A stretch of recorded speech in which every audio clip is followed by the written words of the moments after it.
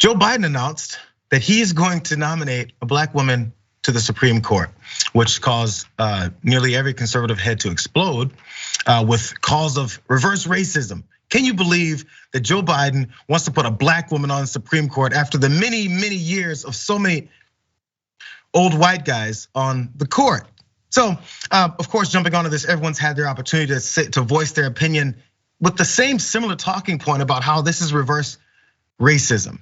Now, Ben Shapiro decides to jump into it as well, and he's applying intersectional theory to it just to make white folks feel they're really being oppressed here. Let's watch his thoughts. You have to understand intersectional theory. So intersectional theory basically suggests that structures of power are set up whereby victimizing groups victimize people in victimized groups. And the way you can tell who is a victimizing group is by success level. When you look at America, for example, you can see that black Americans are victimized, not by looking at their actual treatment in American society, but because they are less wealthy than, for example, white groups. And this is why you will see intersectional hierarchy advocates suggesting that black people today are meeting with the same sorts of discrimination in subtler ways than they were 70 years ago, which of course is absurd on its face. In fact, the only legal discrimination allowed in the United States right now is discrimination in favor of black candidates, as Joe Biden is proving with his Supreme Court pick. So somehow it's discrimination to choose someone to represent people in a country where it's representative government, and also when judicial people have to be there to make decisions and come from those same life experiences potentially in this case. So Dan, I know that you are the Shapiro whisperer, and I don't want to steal too much of your thunder, but how correct has Ben here? Well, my years of constantly hammering on the idea of Ben Shapiro or a Google search could teach you that intersectionality kind of works like this.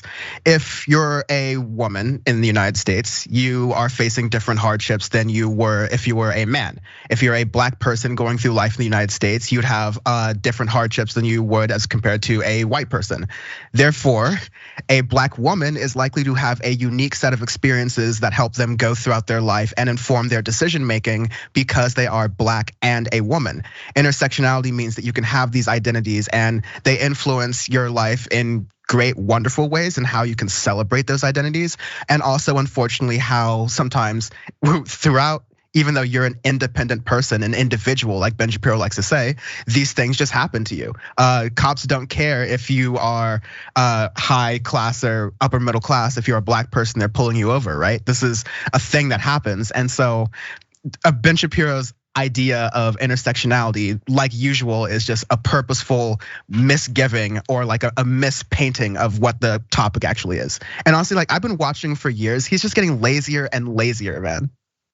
With this thought, well, maybe you don't have to work as hard once you've got the audience there and just ready to hear what they're going to hear, and you don't have to really explain things or actually have much nuance to the argument. Just go with the end conclusion of this is reverse racism. And let me speak quickly and give you all these BS instances of it, which one of the points was that we're not, it's only gonna look by, which he mentioned was, we're not looking at this by the treatment in society, but by their success level. Says who? Says you.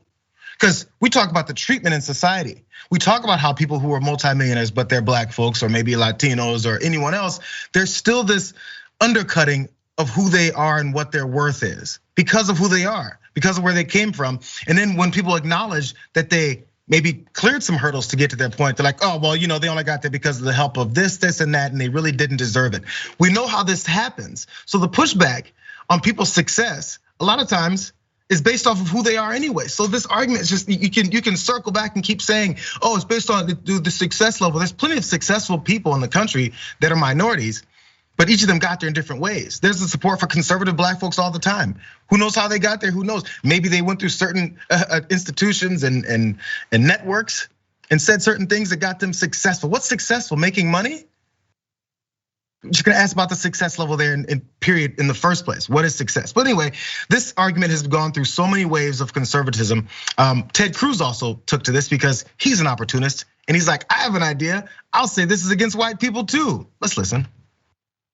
One of the most depressing things about Democrats today, they're very comfortable discriminating based on race. It's actually an insult to black women. If he came and said, I'm gonna put the best jurist on the court, and he looked at a number of people and he ended up nominating a black woman, he could credibly say, okay, I'm nominating the person who's most qualified. He's not even pretending to say that. He's saying, if you're a white guy, tough luck. If you're a white woman, tough luck. You don't qualify. If you're Merrick Garland, all right, how much does it suck to be Merrick Garland? He's literally got to sit here and be told at the outset, he is ineligible. You're out. Weird. Merrick Garland was told that a long time ago by someone else for a completely different reason. Anyways, so every white person is being oppressed, and every white person that wants to be on the Supreme Court is like, oh my God, again, another black person. It doesn't have to make sense. It just has to appease people to get their endpoint of claiming that this is some kind of discrimination, Dan.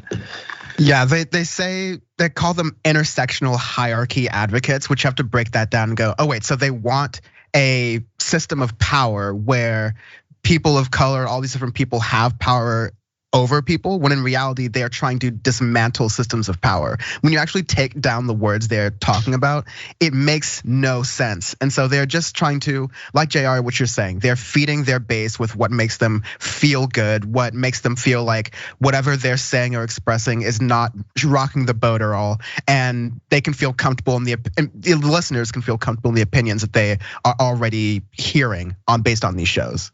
They just got to get there. They're just helping them assist them in that thought process.